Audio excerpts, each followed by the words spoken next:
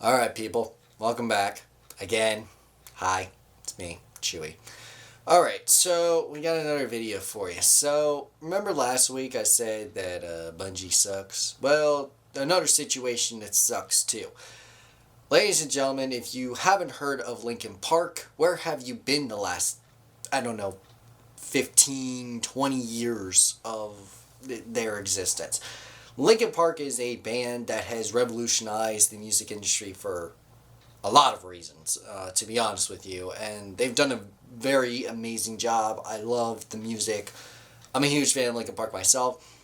And as we know, in 2017, we sadly lost Chester Bennington, the lead vocalist for Linkin Park. Rest in peace, buddy.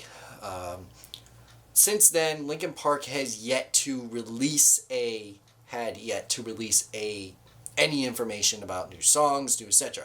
We did get some unreleased songs in a couple years ago and across the past couple years. Meteora anniversary album came out, which had a bunch of feature songs from live performances to studio booth sessions to all kinds of exclusive stuff that was pretty cool to listen to. I have to say I enjoyed it. And then their most recent album release was Paper Cuts, which was just a culmination of all the recent singles and just some miscellaneous stuff that they've done over the years. Now, Linkin Park as a band recently teased this 100-hour countdown, and this broke the internet. I mean, when it finally got down to 0, everybody was ready, and I was there. I was waiting for it. I was like, oh my god, is this going to be a new song? Is this going to be a new singer? You know, blah, blah, blah, blah. And then I'm watching this on my phone. Where's my phone? I'm watching this, right? And this is my reaction. Oh my god, it's going to happen. It's going to happen. Wait, why is it going up? Why is it going up? This was pretty much the entire internet's reaction. Why was it counting up again? Did we have to really wait another 100 hours? And yeah, it was a little bit more than that, actually. Linkin Park teased a little photo of their new logo on the page, and it's had a date, September 5th.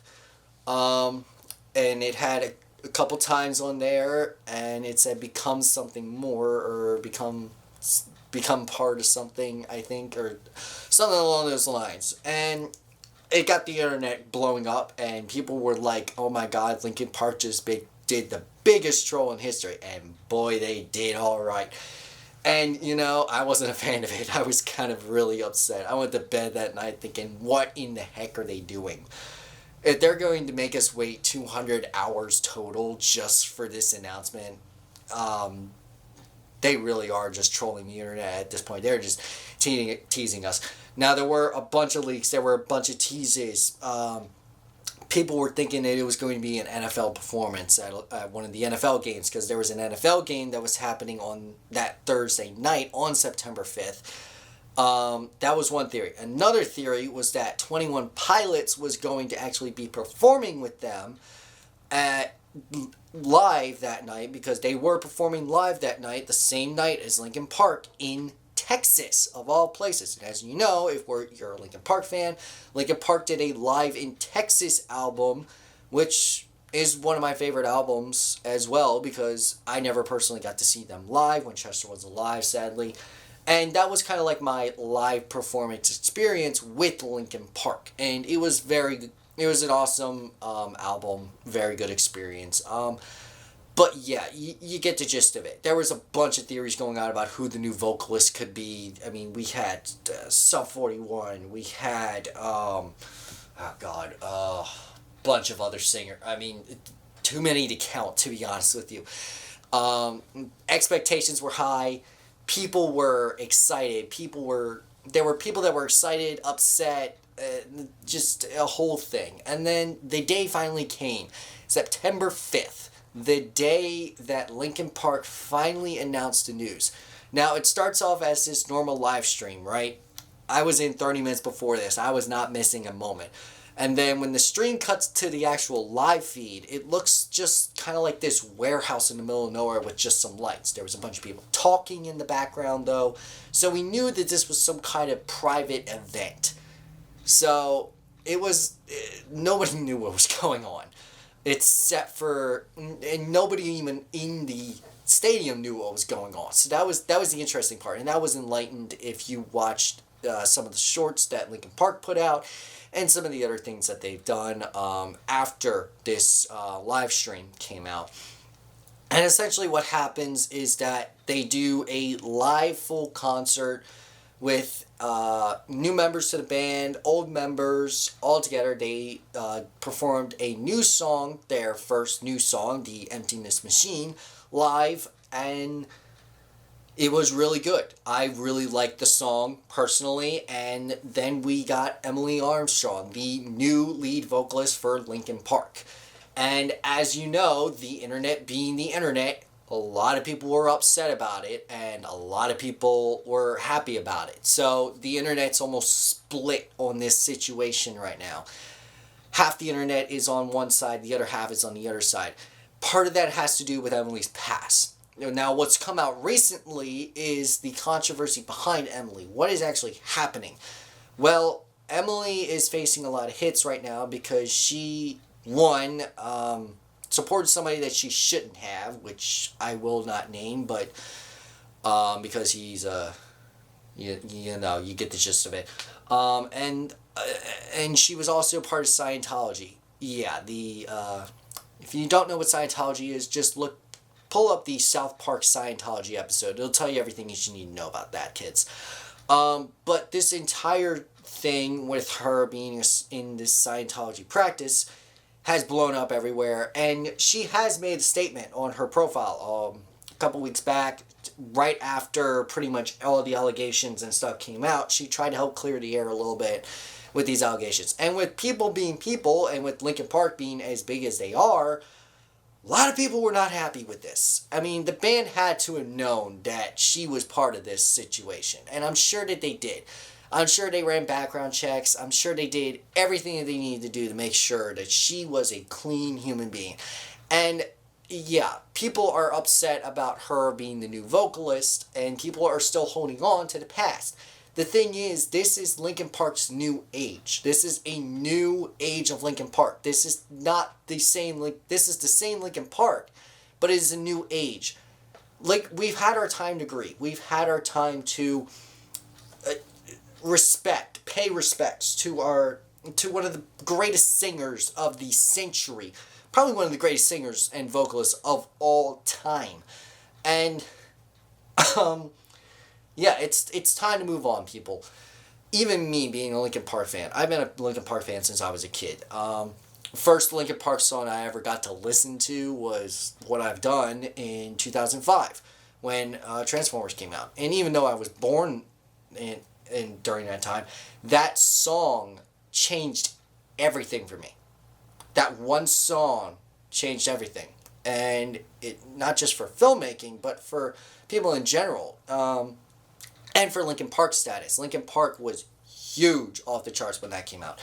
And now it seems as if people are going against the band. And to be honest with you, I can understand that people are upset and that people don't want to move on from the past and that people just want to stay, you know, where they're at. I mean, even Chester Bennington's son is not happy with this decision of moving on. Again, like I said last week, you're never going to please everybody. And I understand why Chester's son can be upset. I completely understand that. You know, and I feel for him and I understand you're upset, but this is a new age for Linkin Park and we can't keep dreading on. I mean, we can't keep living on the past. We have to move on to a new era. We have to move on and we have to get on with our lives. And we have to... I mean, Linkin Park is never going to change. We're never going to forget Chester. Emily is not a replacement as much as she is the new legacy for Linkin Park. I always like to compare situations like this to movies. And a movie I find very dearly and very important to me is Tron Legacy. because Tron Legacy represents kind of what Linkin Park is doing. Because in the movie, the movie is about more than just, the universe of the grid and Tron and everything in it. This is the real, it's about father and son and passing down this legacy. I mean, that's really what it is. And sadly, with Chester passing away, Linkin Park is now moving on to a new phase, a new legacy with Emily. And I am extremely happy and excited for them. And I know that they've made the right decision. And sure, Emily's past may not be the best. And that's what a lot of people are saying. Humans make mistakes. We're not perfect, okay? We make mistakes. We move on from those mistakes. And we become better people. That's how we work. That's how we build ourselves. That's how we make ourselves better. Mistakes build upon the wins. And honestly, we'll probably make more mistakes in our lives than we will actual wins. Because that's how humans work.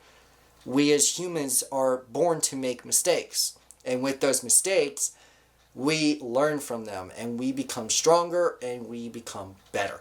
And that's where I want to leave this off, is that this is a new phase for Linkin Park. This is a new legacy for Linkin Park. And we have to move on from this past. And we have to accept the fact that this is a new era and that this is going to be, this is what the band wants. This is what Mike wants. This is what everybody wants. I mean, if you didn't watch the live stream, go and watch it.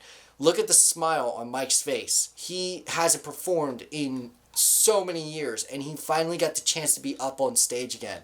And he had the biggest smile on his face that whole time. The entire band just getting together like that was insane.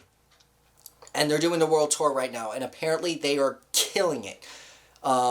Emily performed on 9/11, and I think it was LA, recently. And she apparently absolutely killed that show and did an amazing job. So this is a new phase. People are not going to like it. People are going to like it. But either way, I feel as if that this is a great idea and that this is a new era of Linkin Park and that I am in full support of them.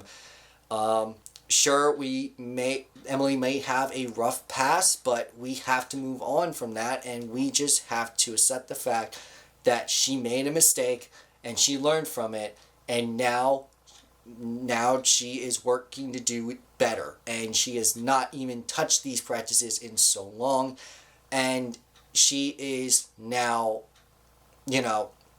back. And here we are now with Linkin Park being back in 2024 before GTA 6. Yeah, sorry, I had to do that joke. But yeah, that's all I have to say for this video. Like and sub, you guys know the drill.